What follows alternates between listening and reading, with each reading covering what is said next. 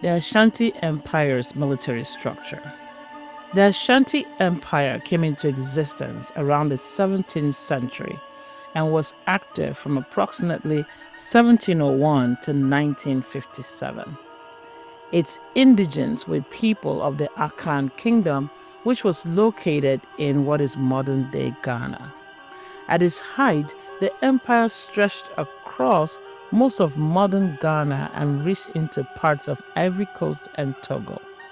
European observers, especially the British, were often shocked by what they found inland.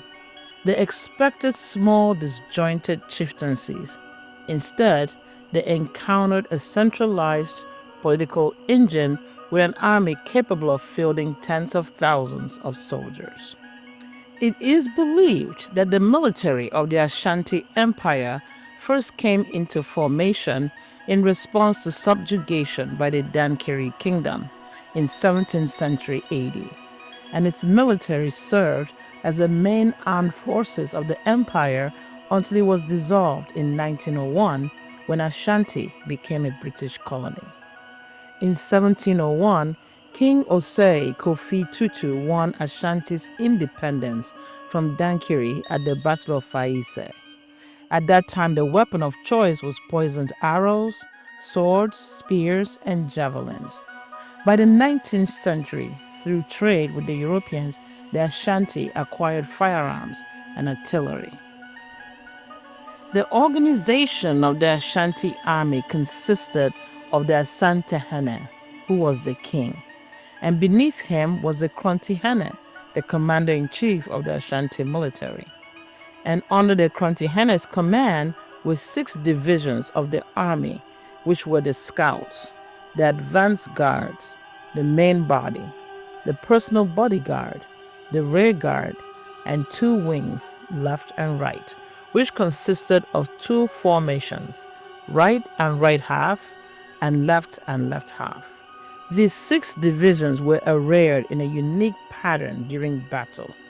The scouts went ahead of the military and performed reconnaissance, spying and pursuit operations, and they were made up of professional hunters who used their skills of marksmanship and would launch sniper-style attacks at advancing forces if they were detected by the enemy. The rest of the Ashanti forces would march into battle days behind the scouts, based on the intel received from them. The army used advance guard at the front, followed by the main body, with the rear guard bringing up the rear, with 2 right wings and 2 left wing soldiers flanking the main company to the right and to the left, respectively, creating a triangular formation. This organization allowed the Ashanti generals to maneuver their forces with flexibility. The Ashanti Kingdom was located in dense forest territory, so most of her warfare was carried out in thick jungles, for which the scouts were invaluable. To draw out the enemy, the scouts would use long sticks to shake the foliage of the trees as if someone was in them. The result would be an arrow from the enemy, thus revealing their positions. The scouts did not engage the enemy, at least not for long periods of time.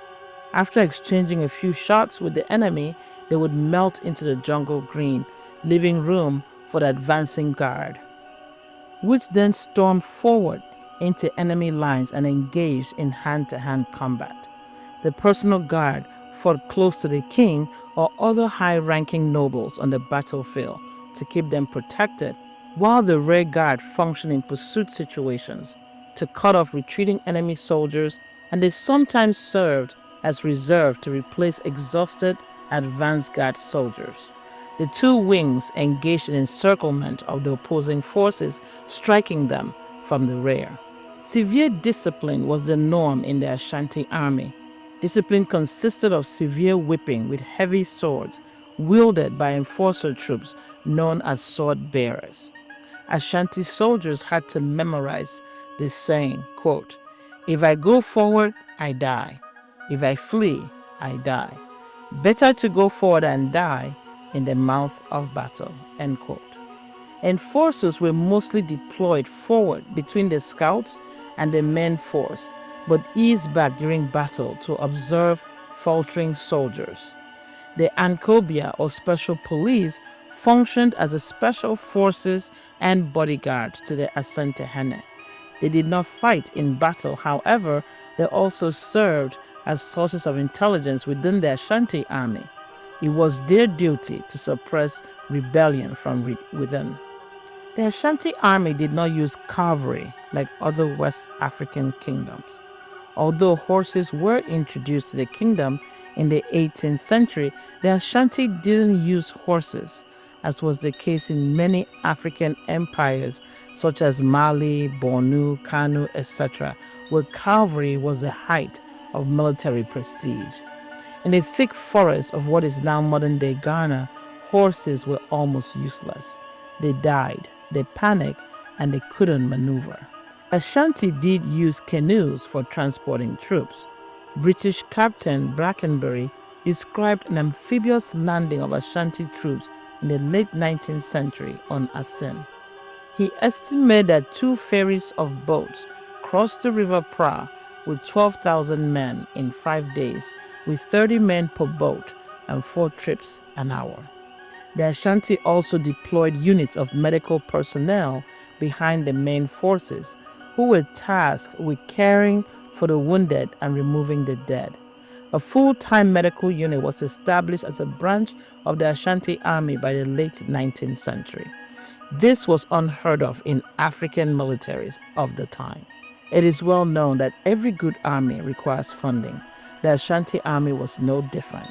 During peace times, the kingdom maintained a small group of warriors who were maintained by levy collected from peasants, gifts from volunteers, and from tributes paid by conquered kingdoms.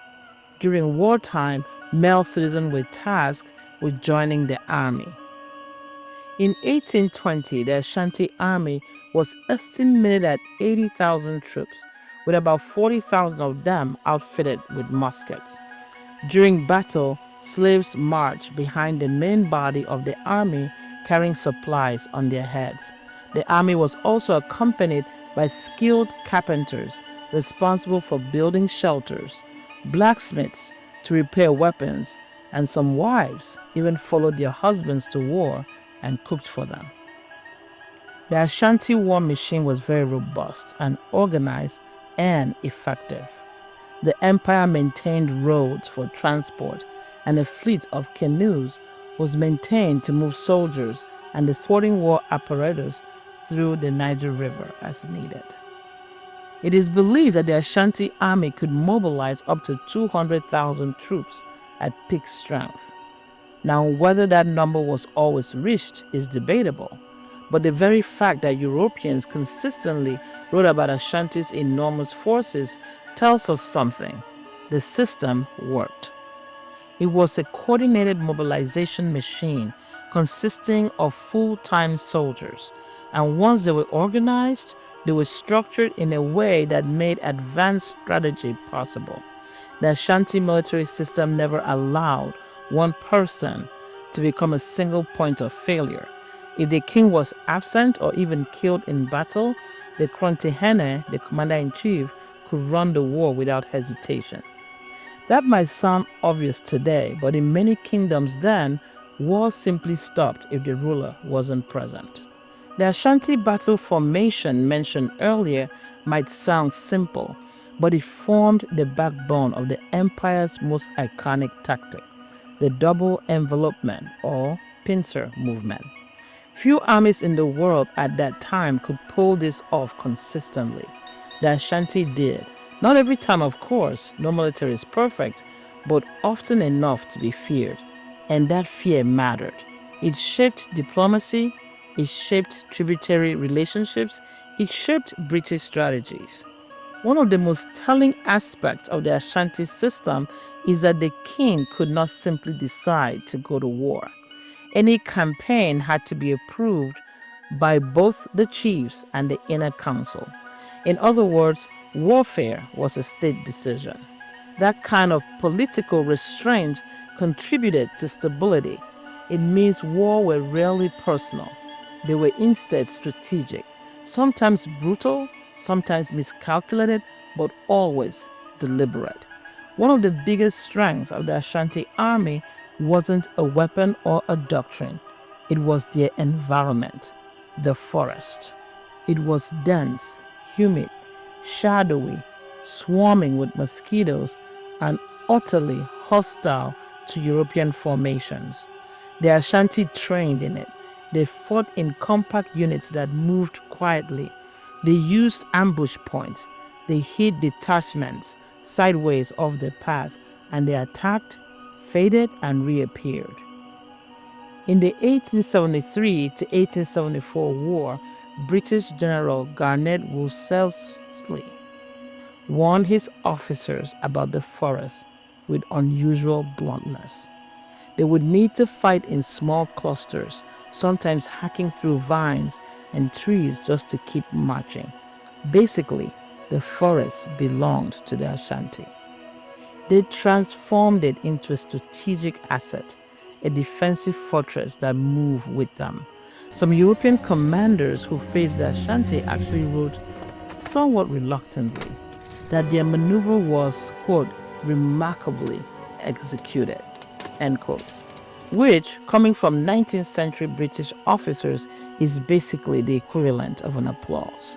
Unfortunately, with time, the Ashanti army was subdued, as is the case with all military might throughout history. The story of the British war engagement with the Ashanti is often told from the perspective of the colonizers touting European power. But when you flip the angle, you see something very different, a prolonged, grinding contest in which the British struggled again and again to subdue the Ashanti. In the War of 1824, the Ashanti annihilated the British-led forces. In 1826, at Dodowa, the Ashanti were defeated, but not broken. In the War of 1863, the British retreated in defeat once again, due to the sustained fighting power of the Ashanti, which resulted in illnesses and the death of many British soldiers. From 1873 to 1874, the British fought hard, advanced slowly, and used scorched earth tactics, where they burned thousands of acres of forest land to smoke out the Ashanti soldiers. For a span of 40 years, the British fought the Ashanti at various times, and even after the empire's fall in 1901, the Ashanti kept resisting. No European power invests that much time, manpower, and fire into a conflict unless the opponent is formidable. And the Ashanti were formidable. The British were persistent because of the huge gold reserves in Ashanti land. The British renamed it Gold Coast after it was colonized.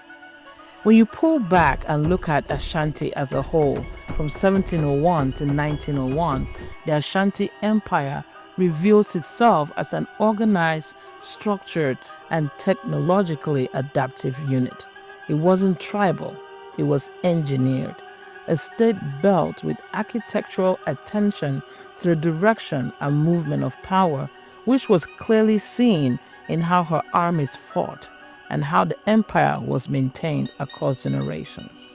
Thank you for watching Ashanti's Empire military structure. Please subscribe and share this link, and watch out for more truths about Africa.